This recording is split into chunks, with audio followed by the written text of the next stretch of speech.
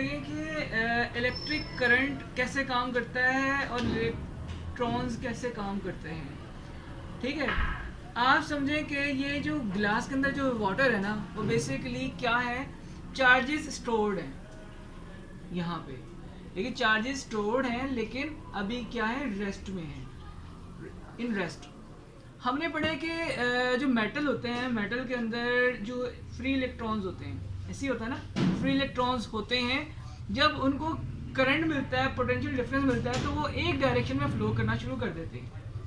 इसका मतलब ये है कि फ्लो तो पहले भी कर रहे हैं, इलेक्ट्रॉन्स पहले भी रिवॉल्व कर रहे हैं। जैसे हमें पता है कि इस वाटर के गिलास के अंदर वाटर मॉलिक्यूल्स हैं, लेकिन वाटर हिल नहीं रहा, वाटर कहीं चल नहीं रहा, वाटर आपको क्या लग रहा है, स्टॉप लग रहा है। क्या मतलब कि इसके इलेक्ट्रॉन्स, इसके जो मॉलिक्यूल्स हैं, हरकत नहीं कर रहे हैं, हरकत वो कर रहे हैं। जैसे कि हम देखते हैं कि ड्रॉप ऑफ वाटर में गिराऊंगा ना,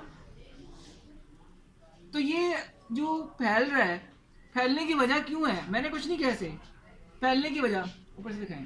इसके फैलने की वजह क्या है, क्योंकि वाटर के मॉलिक्यूल्स रैंडम मोशन में हैं, वो मूव कर रहे हैं, लेकिन आपस में एक दूसरे की फोर्सेस को क्या कर रहे हैं, कैंसिल आउट कर रहे हैं।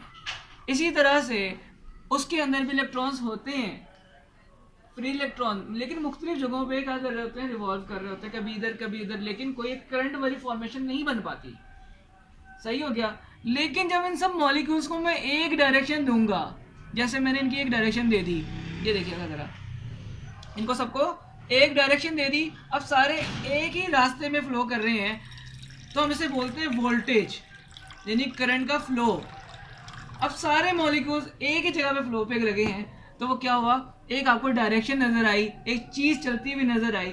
इसी तरीके से मेटल में इलेक्ट्रॉन्स तो होते हैं, लेकिन जब तक उन्हें पोटेंशियल डिफरेंस नहीं मिलता, तो वो इलेक्ट्रॉन्स किसी एक खास डायरेक्शन में सारे के सारे चल पड़ेंगे, तो वो करंट पैदा करेंगे, वो करंट बनाएंगे। और करंट का यही चीज़, और ये फ्लो ज़्यादा भी हो सकता है और कम भी हो सकता है, जिसे हम वोल्टेज कहते हैं।